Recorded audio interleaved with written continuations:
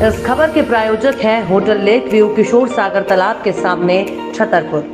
बुराई पर अच्छाई की जीत का प्रतीक है दशहरा समारोह, जिसको लेकर छतरपुर में बड़ा ही हर्षोल्लास देखा जा सकता है। इस वक्त हम मौजूद हैं बाबूराम चतुर्वेदी स्टेडियम में। मैं हूं लोकेश चौरसिया, आप देख रहे हैं वरदान एक्सप्रेस। आप तस्वीरें देख सकते हैं इस तरफ बाबूराम चतुर्वेदी स्टेडियम की, जहां पर ये 125 फीट का रावण है। छतरपुर के इतिहास में पहली बार 125 फीट का दशानंद बनाया गया है, जिसके निर्माण को लेकर आगरा से विशेष टीम बुलाई गई थी और यह पूरा आयोजन शहर के श्री श्री 1008 लाल कड़क्का रामलीला समिति द्वारा कराया जा रहा है।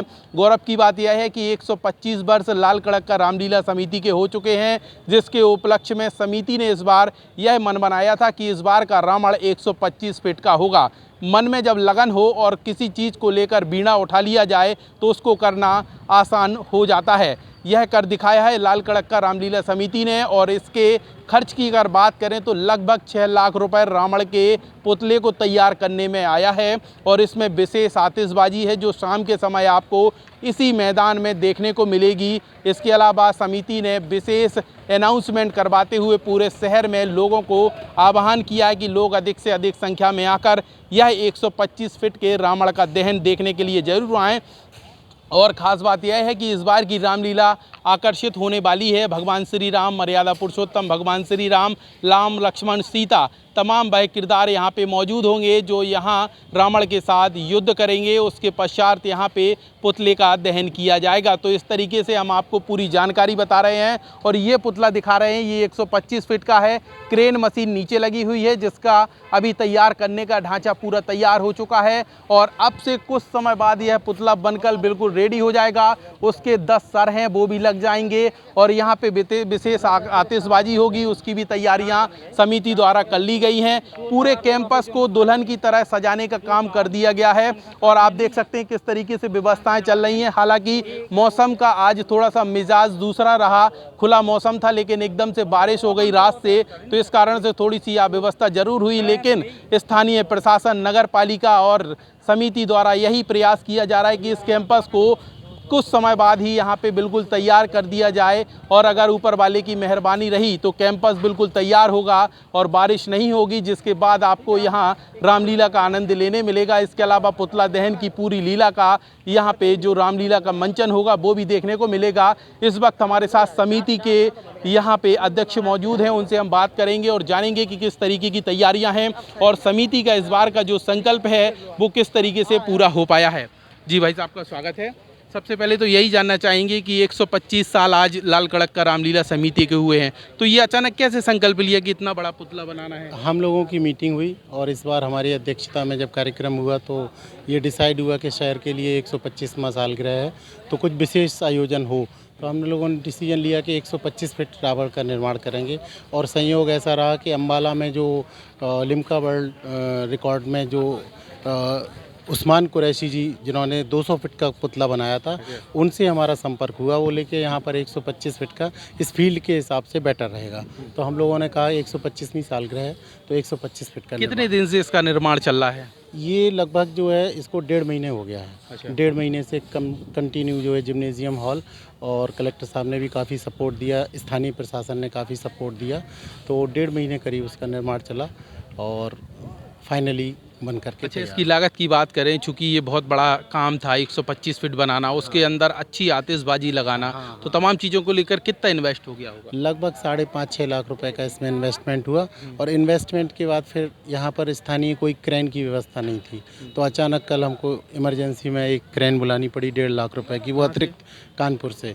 अच्छा। हाँ, ये जो खड़ी हुई है सामने आपके क्रेन, ये कानपुर से तुरंत बुलानी पड़ी, मेट्रो में लगी हुई थी, नहीं तो पूरी मेहनत बेकार जाती। तो कानपुर से क्रेन बुलाई और अब फाइनली खड़ा हो गया है पुतला। अच्छा, जिस तरीके से लाल कड़क्का रामलीला समिति, जब हम बहुत छोटे थे, बचपन की बात है, जब वही रामलीला किया करती थी, वो बताते हैं कि बहुत अच्छी रामलीला होती थी, तो उसको पुनः जीवित करने के लिए प्रयास किया जा रहा है। तो आज 125 सालगिरह मना रहे हैं, तो इसको लेकर अनाउंसमेंट करवाया जा रहा है, क्या थोड़ा सा बताइए रूपरेखा? इसमें हम लोगों ने प्रयास ये किया है कि सबसे अच्छी चीज़ ये है कि इसमें स्थानीय कलाकार रहते हैं, जो हमारी पुरानी संस्कृति, सनातन धर्म एक तरीके से लोगों का उससे इंटरेस्ट ख़त्म हो रहा है। तो इसलिए हम लोगों ने डिसाइड किया कि स्थानीय कलाकार रहेंगे, उनकी फैमिलीज़ भी आती हैं तो भीड़ का आकर्षण भी रहता है और उन लोगों में जो है पुरानी संस्कृति के प्रति जो है अपना लगाव भी महसूस होता है। तो ये हम लोगों ने प्रयास किया है। लाल कड़क्का समिति के पास पूरा स्वयं का सामान अब धीरे धीरे इकट्ठा हो गया है, स्वयं की ड्रेसेस इकट्ठी हो गई हैं, पूरा उनका सेटअप जम गया है। तो इससे हम लोगों को काफ़ी अच्छा लगता है, पूरी ड्रेसअप वगैरह सारी चीज़ें। मौसम खुला था लेकिन अचानक इंद्रदेव मेहरबान हो गए और ये शुभ संकेत भी कहा जाता है कि जब बारिश होती है तो कोई अच्छा काम होता है।